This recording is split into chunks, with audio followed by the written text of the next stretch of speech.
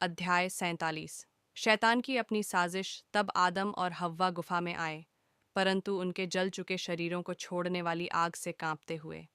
तब आदम ने हव्वा से कहा, देखो, इस संसार में आग ने हमारे शरीर जलाकर राख कर दी है, परंतु मृत्यु के बाद जब शैतान हमारी आत्माओं को दंडित करेगा, तब क्या होगा?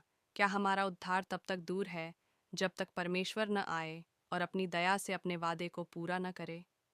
इसके पश्चात आदम और हव्वा गुफा में प्रवेश कर गए और स्वयं को बार बार उसमें प्रवेश करने के लिए आशीर्वाद दिया, क्योंकि उनके मन में यह विचार था कि जब उन्होंने चारों ओर की आग देखी थी, तो वे फिर कभी उस गुफा में प्रवेश नहीं करेंगे।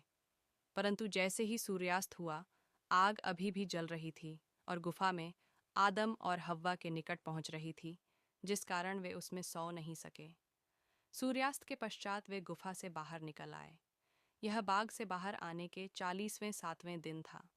तत्पश्चात आदम और हव्वा बाग के पास स्थित पहाड़ी की चोटी के नीचे सोने के लिए आए, जैसा कि उनकी परंपरा थी, और वे खड़े होकर परमेश्वर से अपने पापों की क्षमा की प्रार्थना करने लगे तथा फिर पहाड़ी की चोटी के नीचे सो गए।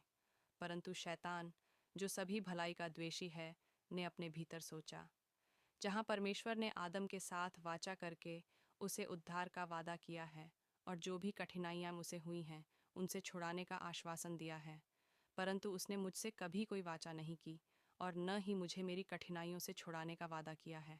नहीं, चूंकि उसने आदम से वादा किया है कि वह उसे और उसकी संतानों को उस राज्य में निवास दिलाएगा जहाँ मैं कभी रहा था।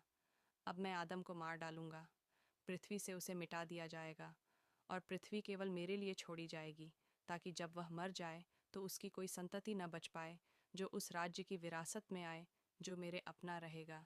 तब परमेश्वर मेरी आवश्यकता में रहेंगे और मुझे अपनी सेना के साथ वापस मेरे राज्य में बहाल करेंगे।